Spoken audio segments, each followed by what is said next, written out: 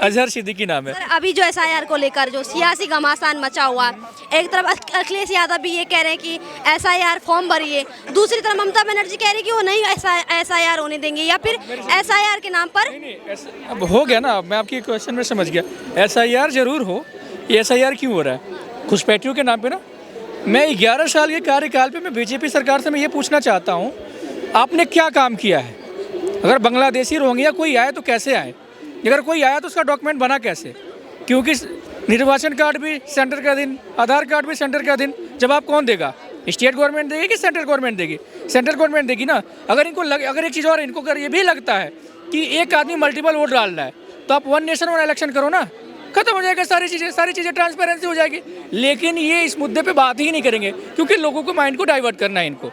One nation one election से कैसे इस चीज़ का समाधान? क्यों नहीं? एक बंदा मल्टीपल वोट, जैसे मान लो फॉर एग्जांपल अभी बिहार में इलेक्शन था, दिल्ली में भी लोग रहते हैं, पंजाब में भी लोग रहते हैं कि नहीं? वही बंदा दिल्ली में वोट डाला 8 महीना पहले, वही बंदा जाके बिहार में वोट डाला, तो मल्टीपल वोट हुआ कि नहीं हुआ? हुआ ना। अगर वन नेशन अगर वन इलेक्शन होता, अगर एक साथ अगर हर जगह चुनाव होता, तो आदमी एक जगह ही वोट डालता कि नहीं डालता? अगर आपको इसको डर है तो। अगर रोहिंग्या बांग्लादेशी अगर अदर स्टेट के लोग आ रहे हैं, तो आप कर क्या रहे हो? मेरे को ये बताओ। 11 साल में आपने ये तो दिखा दिया कि इतने रोहिंग्या है, लेकिन आप ये दिखाओ ना कि आपने कितनों को बाहर भेजा। आने का तो रिकॉर्ड है आपके पास, लेकिन जाने का आपके पास कोई रिकॉर्ड नहीं है। यानी आपने पास बुलाया है, भेजा तो किसी को नहीं है।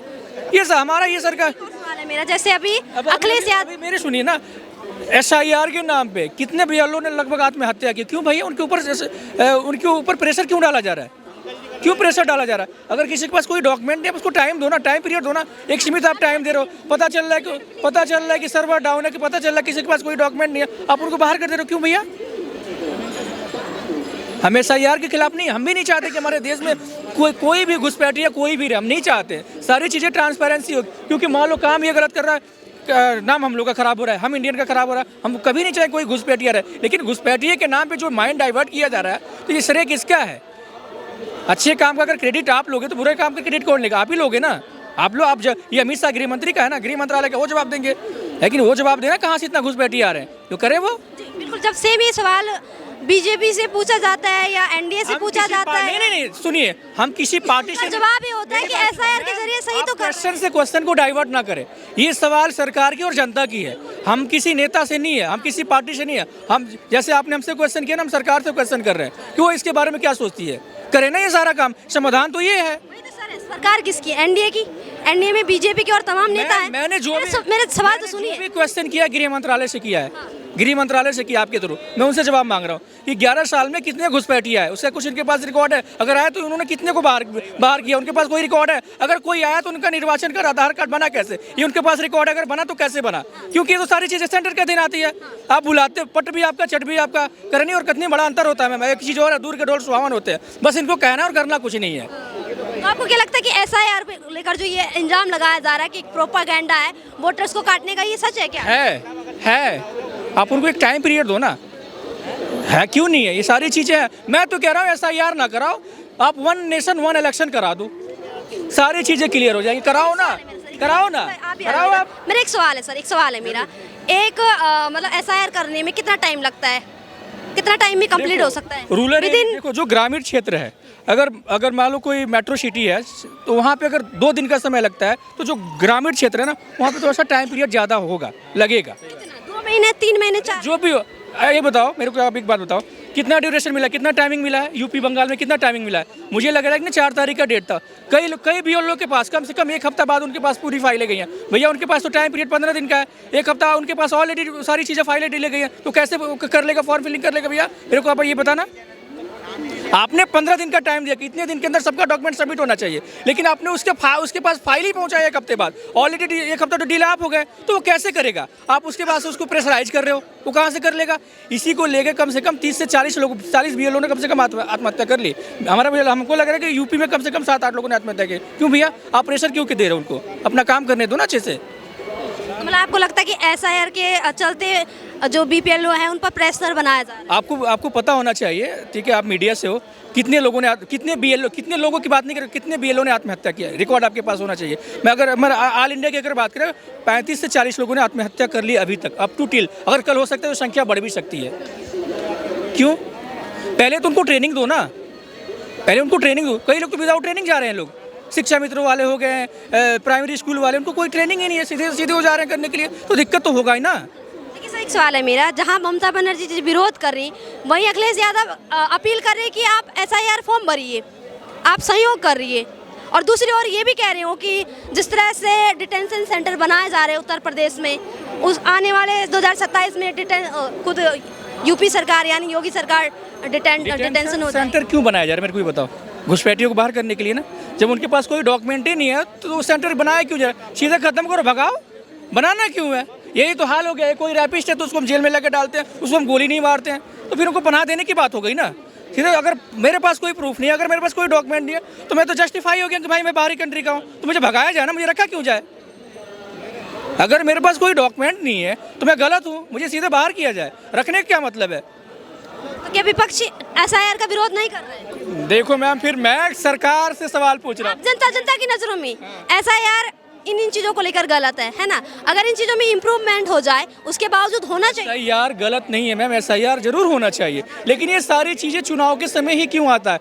बिहार में भी SIR हुआ, कितने लोग उसमें रोहिंग्या थे या बांग्लादेश या अदर कंट्री के लोग, कितने लोग थे? कुछ ट्रांसपेरेंसी है, कुछ रिकॉर्ड है? कुछ भी नहीं होगा। ट्रांसपेरेंसी तो रखनी चाहिए। ये जो बात कर रहे हैं, ओनली 30 सेकंड। अगर वहाँ SIR हुआ, ठीक है ना, अभी एक राज्य में हुआ, अभी 27 राज्य बाकी है, अभी 13 स्टेट का आया कि SIR होगा। अगर आपने एक जगह अगर आपने SIR किया तो उसकी ट्रांसपेरेंसी रखो कि हमारा इतना टाइम वेस्ट हुआ, हमारा इतना पैसा लगा, हमारा इतना सारी चीज़ें गया, इतने लोग बाहरी कंट्री के लोग थे, इनको भगाया गया, उसका आपके पास कोई रिकॉर्ड नहीं है। दूसरी जगह जा रहे हो, क्या उसमें पैसा नहीं लग रहा है? देश का पैसा नहीं लग रहा है? देश का टाइम बर्बाद नहीं हो रहा है? कई जगह स्कूलें बंद हैं, कई जगह स्कूलें भी बंद होंगी, वही तो टीचर जाते हैं, वही तो BLO जाते हैं, सब कार्यकर्ता जो जाते हैं, सब। इसमें सरकार के क्या फ़ायदा है, मेरे को ये बताओ। क्या फायदा है SIR करवाने का? इन्होंने जो बातें कही मतलब मेरे को लगा जैसे इन्होंने 100% बात बोला होगा तो इसमें 80% ये सही रहा है, ठीक है। और ट्रांसपेरेंसी की जो बात कर रहे हैं बिल्कुल ज़रूरी है, और डिटेंशन सेंटर की जो बात करें ज़रूरत ही नहीं है। अगर कोई पता चल जाता है, वेरीफाई हो जाता है कि ये बांग्लादेशी है, ये रोहिंग्या है, उठाकर घुसपैठिया वही उसको उठा के फेंक दो, कोई ज़रूरत ही नहीं रखने का। और दूसरी बात ये SIR से अगर मैं जहाँ तक सोचता हूँ, इससे फ़ायदा मेरे को क्या लगता है, देखो SIR है, जो लोग घुसपैठी हैं हमारे संसाधनों पे कब्जा करके बैठे हैं, ये पहली बात, ठीक है। तो अगर संसाधनों पे कब्जा करके बैठे हैं और SIR होता है, पता चलता है कि वो इस देश के है ही नहीं, तो इससे जो हमारी संसाधन उनके पास है वो हमें मिल जाएगी वापसी। ये सोचने वाली बात है ना। सवाल ये उठा रहे ना कि ये निष्पक्षता से नहीं हो रहा है, पारदर्शिता नहीं है SIR को लेकर, प्रोपेगेंडा है, इलेक्शन के चलते हो रहा है, इन तमाम सवाल। इलेक्शन कमीशन ऑफ इंडिया संवैधानिक है और संवैधानिक चीज़ें प्रोपेगेंडा नहीं हो सकती है, जहाँ तक मुझे पता है। बाकी जो लोग कह रहे हैं उनके इलेक्शन कमीशन पे भी आरोप लगा रहे हैं। अरे तो लगाते रहते हैं ना, अब राहुल गांधी चिल्लाते हैं, हमेशा चिल्लाते रह जाएंगे, उनको तो चिल्लाना ही है। अखिलेश यादव देखिए अभी रास्ते पे आ रहे हैं ना, बोल ही रहे हैं कि SIR का फॉर्म भरो, ठीक है। हाँ, ममता बनर्जी की बात करते थे, उनकी बात ही नहीं सुनता मैं। अगर मैं बात SIR की करूँ, चुनाव आयोग की करूँ, तो चुनाव आयोग पर कितना भरोसा करती हैं आप? नहीं, चुनाव आयोग पर पूरा भरोसा है। निष्पक्षता से चुनाव हो रहे हैं। राहुल गांधी के जो दावे हैं वो बेकार है। हाँ। लेकिन ममता बनर्जी भी उठा रही सवाल, अखिलेश यादव भी उठा रहे, इकलौते राहुल गांधी। वो तो विपक्षी है ना, वो तो सवाल उठाएंगे, वो तो चलेंगे ना। अब एक EVM पे सवाल उठा रहे तो सब उठाएंगे, क्योंकि उन्हें तो बीजेपी के अगेंस्ट जाना है। जो ये आरोप लगाया जा रहा है कि SIR के नाम पर बड़ा खेला हो रहा है और तमाम वोटर्स को वोटर लिस्ट से हटाया जा रहा है, उस पर क्या कहेंगे आप? देखो, जब तक इलेक्शन नहीं हो जाते तब तक विपक्ष अपनी चालें चलता रहेगा, वो नई नई चीज़ें लाता रहेगा ताकि पब्लिक का माइंड डाइवर्ट हो और वो हमें वोट दें। तो ये एक प्रोपेगेंडा है बस, और कुछ नहीं है। प्रोपेगेंडा लगता है आपको भी? प्रोपेगेंडा लगता है SIR का विरोध? SIR प्रोपेगेंडा कहाँ से हो गया? ये संवैधानिक चीज़ है और इसका समर्थन करना चाहिए। देखिए, मैं SIR का समर्थन क्यों कर रहा हूँ ये बता देता हूँ आपको। पहले SIR का समर्थन करने का एक महत्वपूर्ण रीज़न ये है कि जो हमारे संसाधन पे अवैध लोग कब्जा करके बैठे हैं, ठीक है, अगर उनका वोटर लिस्ट से नाम कटेगा तो इसका मतलब साफ हो जाएगा वो इस देश के नहीं है, उठा के फेंक दिया जाएगा उनको बाहर। तो जो हमारे संसाधनों पे वो कब्जा करके बैठे हैं वो संसाधन हमें रिटर्न मिलेगा, ठीक है ना। तो ये सबसे पहला रीज़न है कि मैं SIR का समर्थन कर रहा हूँ।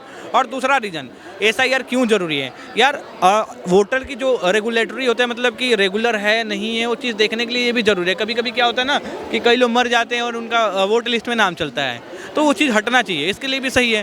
तो ये कोई ख़राब चीज़ नहीं है। अच्छी आरोप लगा रहे हैं ना, क्योंकि अखिलेश यादव भी ये कह रहे हैं कि वोट बैंक के लिए प्रोपेगेंडा चलाया जा रहा है। वो देखिए, वो लोग आरोप लगा रहे हैं, देखिए मतलब जो मतलब नहीं होता है कि जो अवैध लोगों का वोट लेके जीतना जानते हैं वही लोग आरोप लगा रहे हैं। अब ममता बनर्जी चिल्ला रही हैं, हाँ?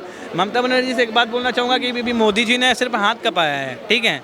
अब थोड़े दिन में पता चलेगा आपको कि मतलब वहाँ पे ममता बनर्जी काँप गई, सिंहासन तो काँप ही गया है। और जिस दिन जो ध्वजारोहण हुआ था वहाँ पे क्या बोलते हैं राम मंदिर अयोध्या में, तो मोदी जी ने हाथ कपाया था। उतना हाथ कपाने से ममता बनर्जी कप गई है, ये एक हकीकत बात बता रहा हूँ, और कुर्सी हिल गई उनकी। दूसरी बात, SIR की बात कर लेते हैं। ममता बनर्जी हितैषी किनकी है?